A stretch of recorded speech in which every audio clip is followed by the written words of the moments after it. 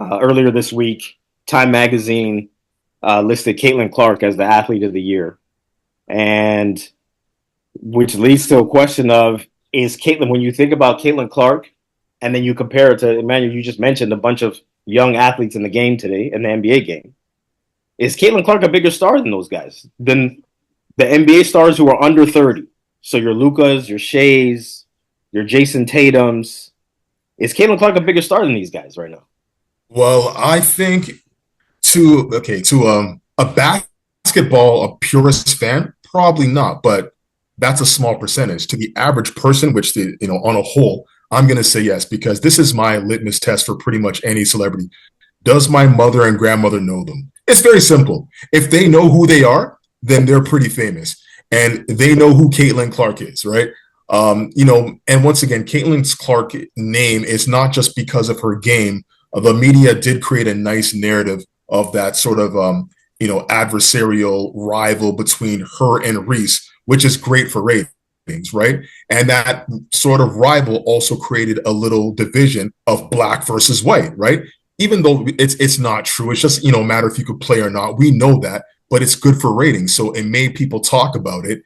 And you know what? Her game did back it up as well. So Caitlin Clark, I would say to the average non-basketball fan, would be a more of a household name right now than, let's say, of a Jason Tatum.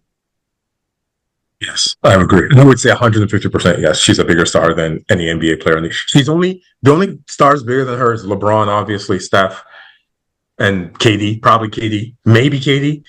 KD's a maybe. The fact that we had to say maybe to KD, that shows how big she is. So she's definitely the biggest, because I know, like you said, your mom, your grandma, like I know guys that don't know anything about women's basketball. They're not huge NBA guys, or more hockey guys and NFL guys and stuff like that. And they're asking me, because they know I'm the basketball guy, about Caitlin Clark. They don't know anything about Anthony Edwards. They'll never ask me about Devin Booker, or like they've never even asked about Wemby, But Caitlin Clark, everybody knows her and has an opinion, good or bad, about her, right? So I just think like everything she does in terms of her clicks that she does, her jersey sales, like her jersey, when she got drafted, she sold out. She became the number one jersey sale individual of anybody in the NFL, not the NBA. So she sold more jerseys than like anybody in the NFL. Like, and she hadn't played a game yet. That kind of like tells you where she is in terms of her popularity and stuff like that. Now, is it warranted, not warranted? All that's another thing. Like her getting Time Player of the Year. Do I agree with that? Yeah, because it's kind of like Trump getting Times Man of the Year. If somebody says, "Okay, you give it Trump," it's not about like being a great person. It's about the person who made the most news, right? Like the person got the most attention, the person, good or bad, that people were talking about. So if that's the case, then yeah, like it should be her. I saw one of the owners of the Washington, what's the women's franchise? Mystics. Yes, Mystics. She made a comment saying, "Oh, why is it her? It should have been the whole team and stuff," which is like the dumbest thing I've ever heard her. So, like, I respect that woman. She's actually the former wife of Bob Johnson from BET, and so she got a ton of dough in the divorce. So she bought into the Mystics. God bless her. Good for her. All that kind of stuff. But to say they put the whole team on it, the reason why they didn't do that is because they're trying to sell magazines, right? So you're gonna put somebody's face on there that when you're walking, let me see. You cause something controversial. Like you're not gonna put the whole team on there. It's just ridiculous. And I just think like we have to move past this. She's getting this attention only because she's white and that kind of stuff. Like say it before she played, and now we've all sat back and watched her play.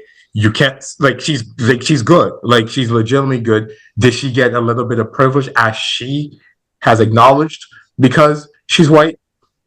100%. We all live in the world. Like we all know the way the world moves, right? So we all understand, even though you're fairer skin, you're going to have a little bit more runway to do some things and get some stuff done. And if you're exceptional at it, then you're even boosted to like another level. So we understand that. But having said that, the girl's back. Like she's an amazing player, and I'm happy very happy that she came out and made the statement about Black women and the league being built on Black women, because I think that's what she needed, right? Like she didn't need it, but it helps some of those people that are kind of like, hey, oh, she's got this privilege and she doesn't acknowledge it. She doesn't. It allows some of those people to be like, okay, she's acknowledging it. Like on the other hand, now she's got the conservative side. Some of those people not coming at her, saying, "Oh, why you're saying it's privilege? You know, there's no such thing." But whatever, right? Like I just think, like I think she did that, and yes, I think she did deserve it, and I do think she's a bigger star than like any of these young guys, which is also another problem for the league. Like, why is that? Like, if you're a league, the NBA is way more popular than the WNBA.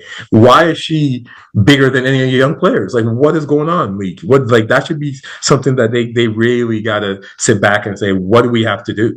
Right. All I got to say is this time they got the right Caitlyn. Let's not forget Caitlyn Jenner was the Time Person of the Year before. So really, I didn't even know that. Oh yeah. It's I don't have an issue with it at all.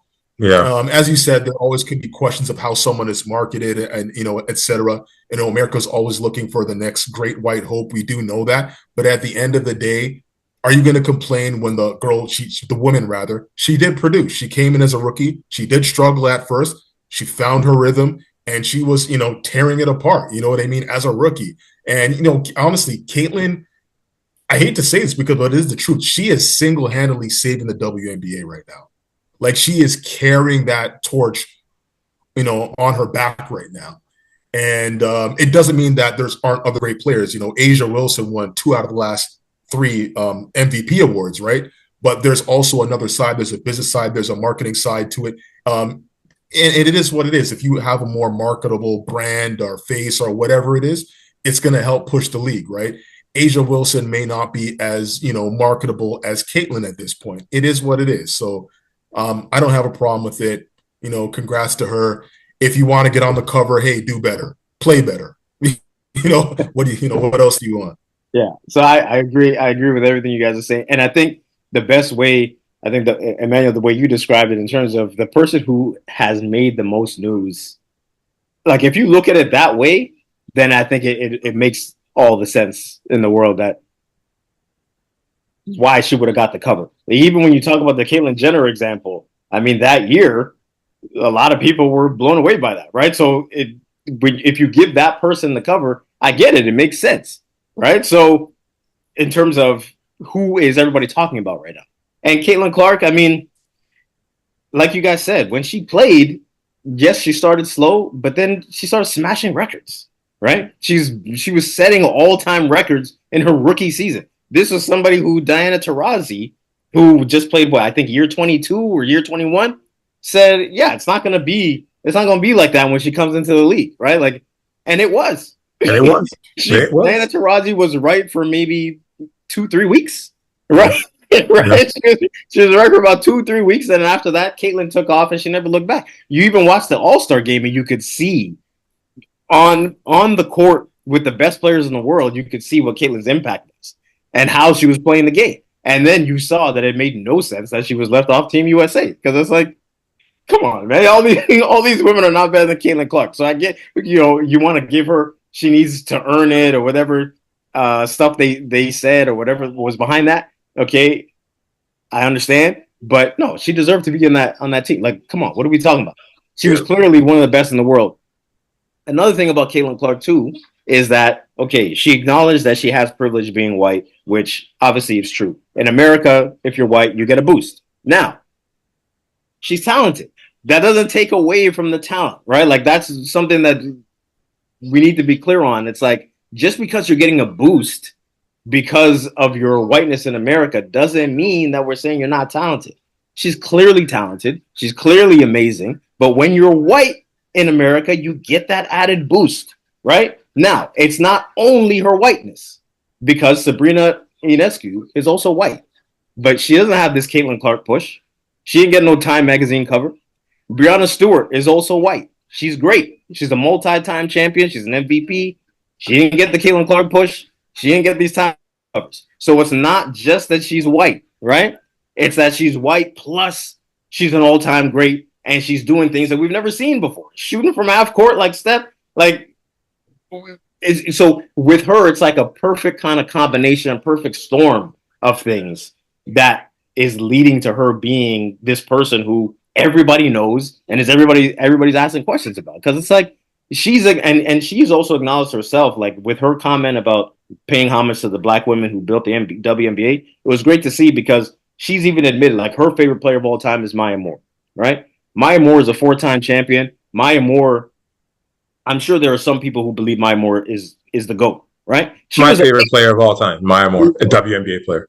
She was amazing, but there's a lot of people who don't know who Maya Moore is, right? Unfortunately, they don't know how good she was. And then you have someone like Caitlin Clark who says that was my favorite player to watch. And now, also interestingly, we're in this era where now the WNBA has been around long enough, where now the players that are coming in are talking about WNBA players who were their favorite players. Whereas before, they were talking about, right? They were talking about NBA players who were their favorite. So I think that's also cool to see. But just to clarify, because I know some people, anytime you talk about Caitlin Clark, and then obviously Jason Whitlock and Megan Kelly and all the people, the conservative commentators had a problem with her comments. And it's like, we can acknowledge that there is such a thing as being privileged when you're white in America, but that doesn't mean that that's the only reason why you got to where you are, right? We're not saying you're not talented. We're not taken away from that. Yeah, and just the last point of that, Caitlin Clark last year, $11.1 million. That's how much she made last year. 11.1 million. You know how much of that was from the WNBA? 0.1. The 100,000 salary is what she got from the WNBA from her. I think it was initial $80,000 salary. Then she got bonuses for making the All-Star game and Rookie of the Year and some of that. So it came up to 100 grand. The other 11 million was from endorsements. That's that doubles and it triples the amount of any other player in the WNBA. They're not even close to that. So that also leads to some of the jealousy, some of whatever they're feeling, right? But yeah, that's just another interesting take there. But she bad. She bad. Bad.